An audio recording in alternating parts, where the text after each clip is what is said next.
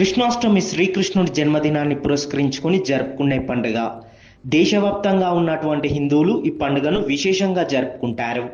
ఆ రోజున ఉపవాసం ఉండి భజనలు చేస్తూ శ్రీకృష్ణుణ్ణి పూజిస్తారు.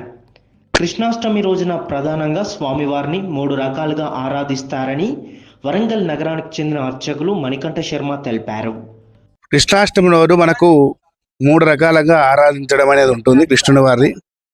ఆ రోజంతా కూడా ఏదైతే ఉత్తర భారతదేశం అంటారో అటువైపు మౌనవ్రతంగా ఉండి చాలామంది ఆ రోజు ఏం తినకుండా తెల్లారి స్వామివారికి పూజలు చేసి నైవేద్యం చేసి తినడం కూడా ఒక ఆనవాయితీగా ఉన్నది. రెండోది ఏమిటి అంటే మన దక్షిణాదిగా స్వామివారికి విశేషమైనటువంటి ఆవు పాలతోనే అభిషేకం. ఎందుకంటే ఆవులు అంటే చాలా ఇష్టం కాబట్టి పాలాభిషేకం చేసి ఆవు పాలతో వచ్చినటువంటి ఏవైతే ఆహారం ఉంటుందో వాటిని నివేదన చేసి స్వామివారికి ఇచ్చి దాంతోపాటు అన్నదాన ప్రసాద వితరణాలను కూడా చేయడం అనేది మన ప్రాంతం ఆచారం ఉన్నది. దీంతో పాటు ముఖ్యమైన ఏంటంటే అఖండ నామస్మరణ. దాని ఎలా అంటే మన ప్రాంతాలలో ఏకోత్తిష్టము, ద్వితోత్తిష్టం 3 రోజులు, ఇట్లా 3 రోజుల పండుగ, 2 రోజుల పండుగ, 1 రోజు పండుగ. ఎందుకంటే 24 గంటల సేపు కూడా కృష్ణ స్మరణ భజన అనేది కూడా చేయడం అనేది ఒక రకంగా మనకు ఉన్నది. ఉత్తర భారతదేశంలో మౌనవ్రతం చేస్తూ చాలా మంది ఆ రోజున ఉపవాసం ఉంటారు. దక్షిణాది రాష్ట్రాల్లో స్వామివారికి ఆవు పాలతో అభిషేకం విశేషంగా ఉంటుంది. మరొకటి అఖండ నామస్మరణ ఉంది. భక్తి శ్రద్ధలతో శ్రీకృష్ణ జయంతిని వ్రతంగా ఆచరిస్తే గోదానం చేసిన ఫలితం దక్కుతుంది.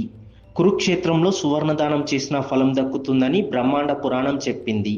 కృష్ణాష్టమి రోజున స్వామివారిని విశేషంగా పూజించడం ద్వారా ఆ కృష్ణుడి అనుగ్రహం కలుగుతుంది. శ్రీకృష్ణుని ఆరాధిస్తే సర్పదోషాలు కూడా తొలగిపోతాయి. సంతానం లేని వారు, వివాహం కావలసిన వారు ఈ పుణ్య దినాన ఆ చిన్ని కృష్ణుణ్ణి సంతాన గోపాల మంత్రంతో పూజిస్తే అనుకున్నది నెరవేరుతుంది. దేవస్థానానికి వెళ్ళడం అనేది మన ధర్మము, ఇంట్లో ఆరాధించడం అనేది మన ఆచారం. కాబట్టి కృష్ణుల వారిని ఎక్కడ కొలిచామన్నందుకే దానికంటే ఎక్కువగా కొలిచామా లేదా అనేది ఆలోచన చేయాలి. ప్రతి ఒక్క రాష్ట్రానికి, ప్రతి ఒక్క దేవాలయానికి, ప్రతి ఒక్క పర్యాటనకు కూడా తీసుకెళ్లేటటువంటి చాలామంది కూడా ఉన్నారు. కాబట్టి ఆ కృష్ణుల వారికి ఇలా పూజ్యాలా అలా పూజ్యాలని ఎన్నలేదు.